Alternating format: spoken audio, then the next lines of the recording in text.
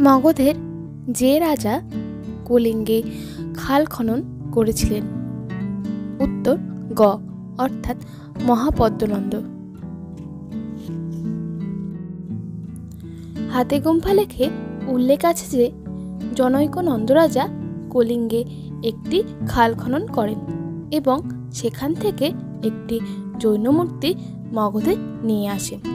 ঐতিহাসিকদের মতে ওই লেখে উল্লেখিত রাজা হলেন মহাপদ্মনন্দ। 364 খ্রিস্টপূর্বাব্দে শৈশুনাগ রাজবংশের পতন ঘটিয়ে নন্দ রাজবংশ প্রতিষ্ঠা করেন মহাপদ্মনন্দ। গ্রীক বৃত্তান্তে তাকে নাপিত বলা হয়েছে। আবশ্যক সূত্রে তাকে নাপিত দাস বলা হয়েছে। মহাপদ্মনন্দ উগ্রসেন নামেই বেশি পরিচিত ছিলেন। গ্রিক লেখকরা তাকে লম্পট কুচক্রী রূপে বর্ণনা করেছেন। গ্রিক বিবরণ অনুযায়ী কাকবর্ণ কালাশোক তার রানী ও এক নাপিতের ষড়যন্ত্রে নিহত হন। নাপিত প্রথমে নিহত রাজার পুত্রদের অভিভাবক রূপে রাজ্য শাসন করেন।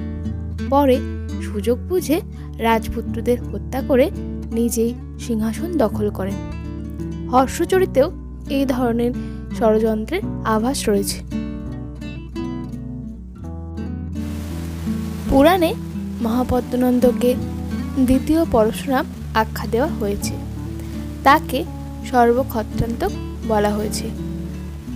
পুরাণে তাকে একরাট বা একছত্র রাজরূপে পরিচয় দেওয়া হয়। তিনি পাঞ্চাল, কাশী, কলিঙ্গ, অশমুখ, মৈথিল, সুরসেন, বিধিহোত্র প্রমুখ রাজাদের পরাজিত করে বিশাল মগধ রাজ্য গঠন করেন।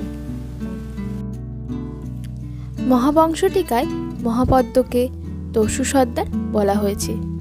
তিনি গ্রামের পর গ্রাম ও শহর জয় করে ক্রমশ শক্তিশালী হন এবং শেষে মগধের রাজাকে নিহত করে সিংহাসন দখল করেন।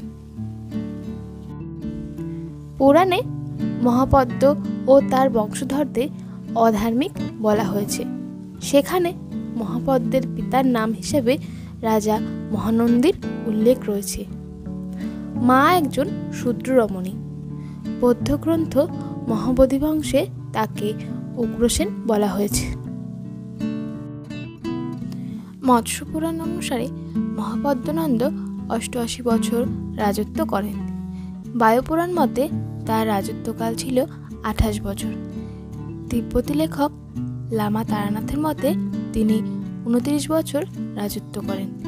তার মৃত্যু হয় আনুমানিক 336 খ্রিস্টপূর্বাব্দে।